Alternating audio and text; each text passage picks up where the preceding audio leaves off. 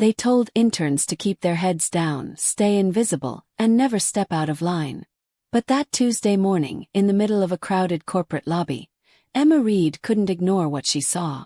An elderly man stood alone, confusion written across his face while people rushed past like he was part of the wallpaper. His trembling hands moved in gestures she recognized. Sign language. Without thinking, she signed back, "Hello. Can I help you?" Relief washed over his face.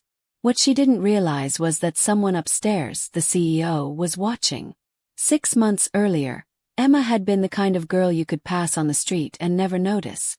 At 22, she'd just started as a marketing intern at Hamilton & Gray, one of Chicago's most respected advertising firms. The title sounded exciting, but reality meant endless coffee runs and jammed printers. Her supervisor barely remembered her name. Emma told herself it was safer to stay quiet. If you didn't make waves, you couldn't sink. But she hadn't always been like that. In high school, Emma was confident and curious, the first to raise her hand, the one who believed she was destined for great things. Then came college. Rejections, missed opportunities, and friendships that faded. Each disappointment dimmed her spark. By graduation, she'd learned to blend in, shoulders hunched, avoiding eye contact. She even chose the stairs to escape small talk in elevators. The only person who made her feel special anymore was her little brother, Liam, 8 years old, deaf and full of life. Liam was Emma's anchor. Their parents loved him deeply but often struggled to communicate, their attempts at sign language clumsy and short-lived. Emma refused to let him grow up in silence. She spent late nights in front of her laptop, fingers tracing signs again and again until they felt like second nature. By the time she joined Hamilton & Gray, she was fluent in American Sign Language. It wasn't a skill she ever thought she'd need in an advertising firm, but it became the reason her life changed.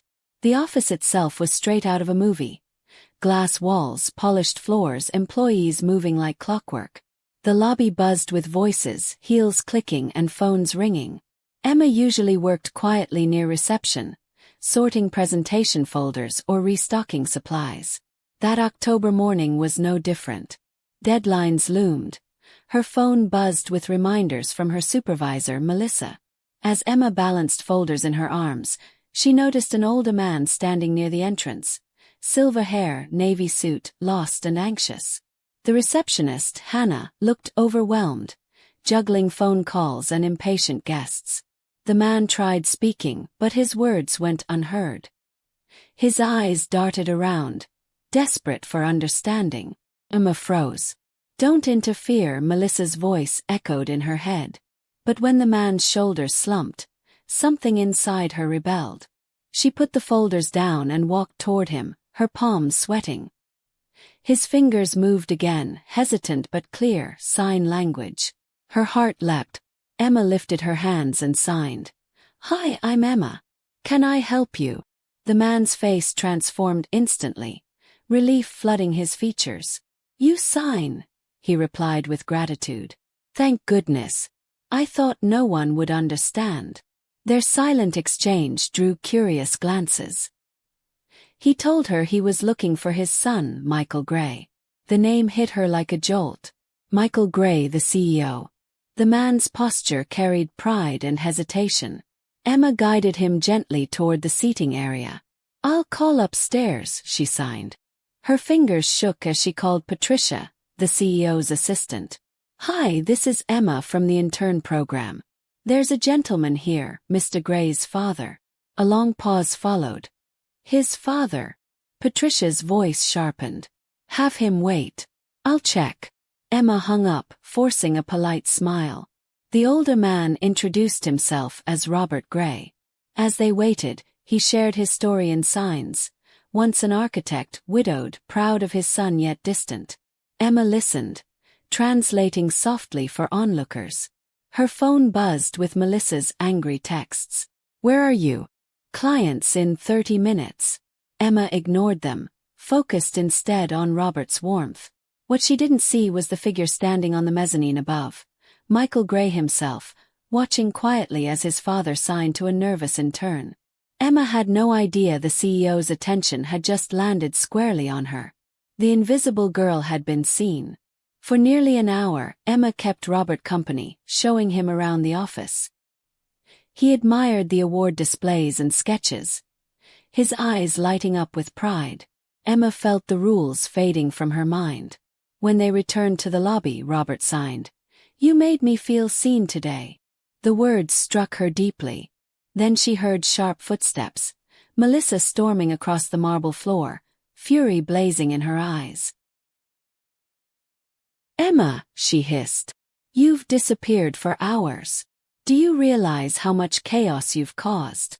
Robert watched, confused. "You're an intern," Melissa snapped. "You fetch copies, not guests." The word stung. But before Emma could respond, a calm, deep voice interrupted. "Actually, Melissa, I need to speak with Miss Reed first." The entire lobby froze. Emma turned, and there stood Michael Gray, tall, composed, and watching her with quiet intensity.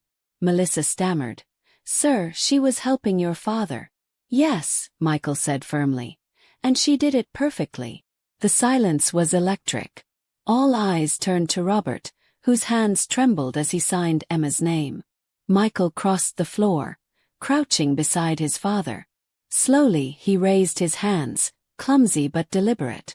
"Dad, I'm sorry for keeping you waiting." Robert's eyes widened in disbelief. "You're learning." "Trying," Michael replied softly. "I should have done it sooner." The air felt sacred. The powerful CEO signing to his father in the middle of the lobby.